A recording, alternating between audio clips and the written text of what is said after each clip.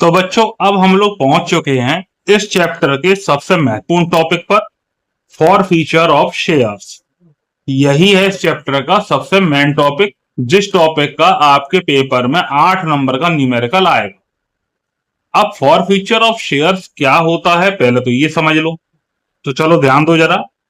If any share holder fail to pay the amount due on allotment और any call within the specified period, the directors may cancel his shares. तो आपको बता रहा है कि अगर कोई शेयर होल्डर अलॉटमेंट का या किसी कॉल का पेमेंट स्पेसिफाइड पीरियड में नहीं कर पाता है तो डायरेक्टर्स उसके शेयर्स को कैंसिल कर सकते हैं। This is called for feature of shares. तो इस कैंसिलेशन को हम लोग फॉर फीचर ऑफ शेयर्स कहते हैं। अब कैंसिल का मतलब क्या है? कैंसिल का मतलब यह है कि हम उस शेयर होल्डर के शेयर छीन लेते हैं और उसने जितना रुपया उन शेयर्स पर कंपनी को दे दिया है वो रुपया भी सीज कर लेते हैं। और उसके बाद फिर क्या करते हैं? फिर इन फॉरफिटेड शेयर्स को किसी और व्यक्ति को बेच देते हैं। ठीक है, तो इन क्वेश्चंस में जो एंट्रियां आप अभी तक कर रहे थे इशू की, वो तो होंगी ही। 3 एंट्रियां और बढ़ जाएंगी। एक तो शेयर्स कैंसिल करने की यानी फॉर फीचर करने की, तो फॉर फीचर करेंगे तब कैसे करेंगे। दूसरा उन शेयर्स को री इशू करने की। तीसरी एंट्री होती है सीज्ड अमाउंट का बैलेंस को कैपिटल रिजर्व में ट्रांसफर करने की। अब आपको ये पहली और दूसरी एंट्री तो समझ में आ गई होगी, तीसरी समझ में नहीं आई होगी कि इसका मतलब क्या है। चलो इस वीडियो में हम लोग इसी को डिटेल में डिस्कस करेंगे और आपको समझाएंगे एक एक पॉइंट का मतलब क्या है। तो सबसे पहले फॉर फीचर की एंट्री को करने के लिए हम आपको एक फॉर्मूला देंगे, अकाउंट्स मैजिक का मैजिकल फॉर्मूला। तो फॉर्मूला है बच्चों, ड्यू पेड अनपेड, मांगा दिया नहीं दिया। जैसे calls in area calls in advance का हम लोगों ने फॉर्मूला बनाया था, मिले तो सीआर ना मिले तो डीआर, ऐसे इसका फॉर्मूला है ड्यू पेड अनपेड, मांगा दिया नहीं दिया। अब इस फॉर्मूले की और डिटेलिंग देखो। ड्यू यानी मांगा, debited with the name of share capital.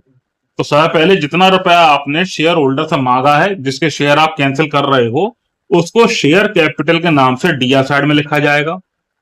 Paid यानी दिया, credited with the name of share for future account.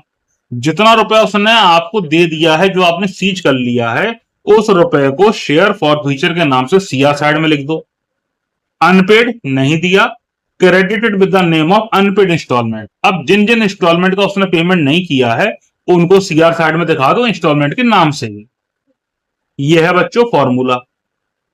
अब देखो इसकी एंट्री दिखाते हैं, तब आपको और अच्छी तरह फॉर्मूला समझ में आ जाएगा। फॉर्मूला ऊपर लिखा रहने दो, अब नीचे देखो एंट्री कैसे बनाएंगे। व्हेन शेयर्स वर फॉरफिटेड, जब शेयर्स फॉरफिटेड किए जा रहे होंगे। शेयर कैपिटल अकाउंट डीआर, इसमें आप लिखोगे forfeited shares into per share called up. To share forfeiture account, इसमें लिखोगे forfeited share into per share paid up. और उसके बाद है टू अनपेड इंस्टॉलमेंट्स। तो देखो फॉर्मूले से एंट्री बन गई ना, मांगा दिया नहीं दिया, मांगा कैपिटल के नाम से डीआर, दिया फॉरफीचर के नाम से सीआर, और जो नहीं दिया जिस नाम से नहीं दिया उस नाम से सीआर। अब बार बार जब हम इस फॉर्मूले को सुनेंगे पढ़ेंगे तो ये आपके दिमाग में बैठ जाएगा। नरेशन बना देंगे, dot dot dot shares forfeited for non payment of dot dot dot. मान लो आप 200 शेयर फॉरफिटेड कर रहे हो क्योंकि उसने फाइनल कॉल का पेमेंट नहीं किया, तो हम लिख देंगे 200 share forfeited for non payment of final call. इस प्रकार से नरेशन बन जाती है। तो ये तो होगी पहली एंट्री। दूसरी एंट्री मैंने बताई थी री इशू की। अब सुनो कहानी इसी में है। जब ये फॉरफिटेड शेयर्स री इशू किए जाते हैं तो कंपनी इन शेयर्स को डिस्काउंट पर री इशू कर सकती है। अब आप कहोगे कि भैया स्टार्टिंग में तो आपने बताया था कि शेयर डिस्काउंट पे इशू नहीं होते।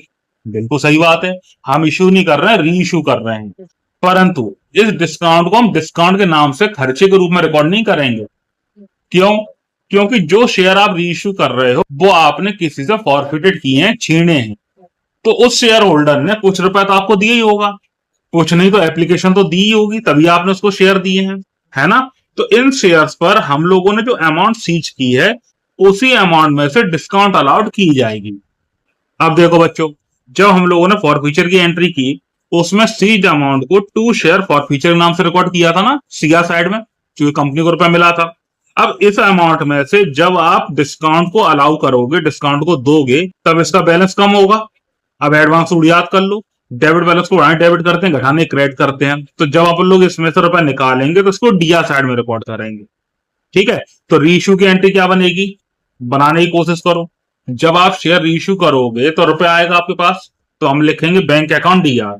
अब अगर हम डिस्काउंट दे रहे हैं जिसको हम लोग बोलेंगे कमी, अगर कमी पड़ रही है तो उस कमी को डीआर साइड में दिखाएंगे, किस नाम से, शेयर फॉरफीचर के नाम से। तो एक्चुअली हम लोग क्या कर रहे हैं, सीड अमाउंट में से डिस्काउंट अलाउड कर रहे हैं, और फिर लिख देंगे टू शेयर कैपिटल। तो एंट्री देखो, when forfeited share were reissued at deficiency, जब फॉरफिटेड शेयर्स कमी पर इश्यू किए जा रहे हो, डेफिशिएंसी को डिस्काउंट भी बोल सकते हैं। तो एंट्री करेंगे bank account DR, share forfeiture account DR, to share capital account. समझ में आई एंट्री बेटा।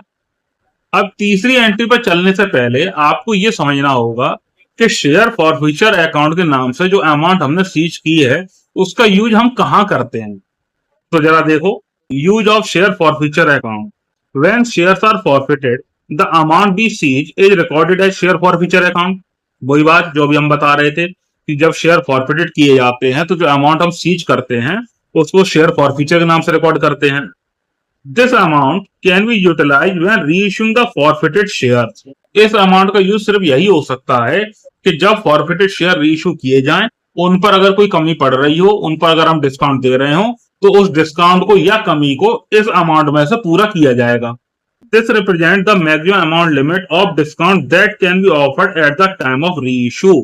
तो आपको बता रहा है कि ये वो अमाउंट रिप्रेजेंट करती है जिसको हम फॉरफिटेड शेयर्स को रीइश्यू करते समय मैक्सिमम दे सकते हैं।